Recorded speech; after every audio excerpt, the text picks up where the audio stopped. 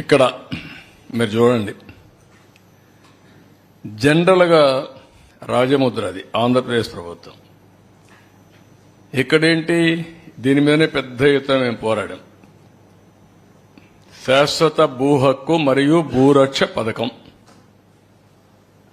ఏదో ఈయనిచ్చినట్టు ఆ భూమిని తరతరాలుగా వారసత్వంగా భూమి వచ్చింది, కష్టార్జిత భూమి వచ్చింది. ఆ భూమి అతను కొనుక్కుంటే ఈయన ఫోటో వేసుకొని ఊరిగే పరిస్థితికి వచ్చాడు.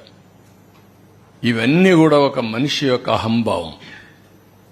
నాకు ఎదురు లేదు, నా ఇష్ట ప్రకారం చేస్తాను, ఏం చేస్తే చెల్లుబాటు అవుతుంది అనే అహంభావంతో పోయే పరిస్థితికి వచ్చారు.